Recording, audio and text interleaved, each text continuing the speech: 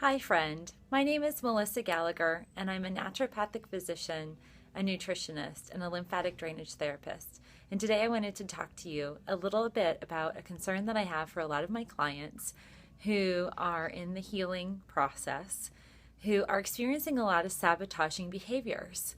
And when I first got into this business about 8 years ago, I would get really frustrated because I wanted to help them. And as I realized and learned through working with them and also my own research and additional study, was that the self-sabotaging behaviors really was rooted in their fear of the unknown, the fear of change, the fear of doing something that's different and making an effort to make some changes that might be uncomfortable.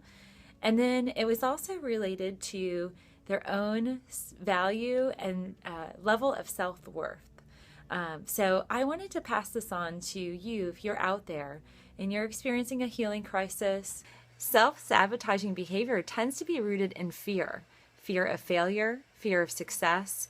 It often is related to an insecurity or a lack of self-worth or self-value. And we often call that a sense of self-esteem. And it's also bundled up in perfectionism.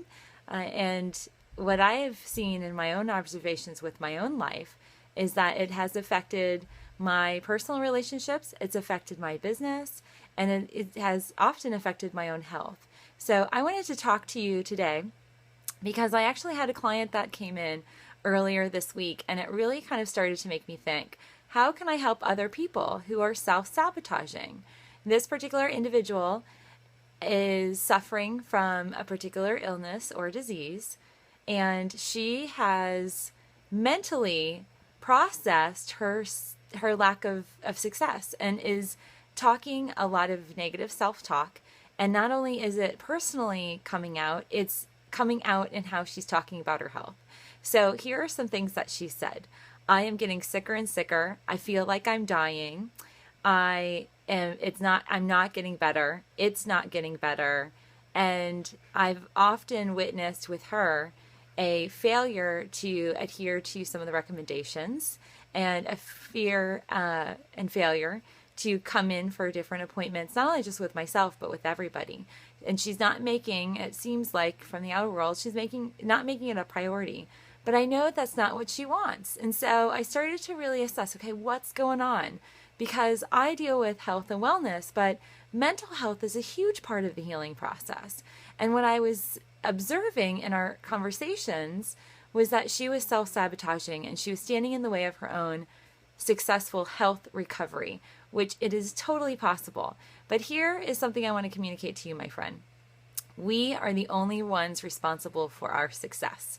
We have got to get into our heads. So for you, if you are suffering in any way from failed relationships or frustration or feeling like you're stuck in life, or you're dealing with a health issue or ailment that has just got you down and you're feeling frustrated, you're sick and tired of being sick and tired, who hasn't been there? And I can relate to this. I can also relate to my own issues, and I often suffer from a perfectionism that leaves me stuck. And so I've had to work with an individual. I see her every week, and I work on my own success at getting over some of these hurdles. And so I want to convey some information to you. You can do whatever you want, and you are the only one in control of what is going on in your head. You are the only one who controls your outcome, and you're the only one who controls your success. And unfortunately, you control your failure as well. And I believe in you, and I know your friends and family and your community believes in you, your colleagues, your bosses, everybody, your spouses, your loved ones. They believe in you, and they want the best for you, and I want the best for you.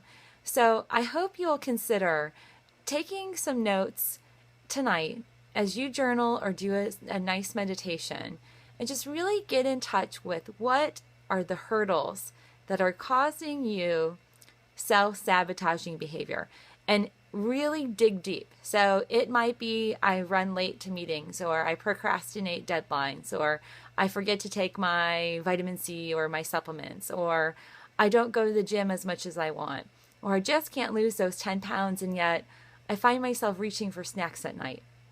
That's self-sabotaging behavior. And there's a lot going on emotionally. And sometimes it's stuff that's current, and sometimes it's stuff that we've carried with us since childhood. And we all deal with that. And so don't feel like you're alone. And I want to convey to you that there is a really great way for you to get over that and through that. And the first way is to recognize what is at the root of the self-sabotaging behavior.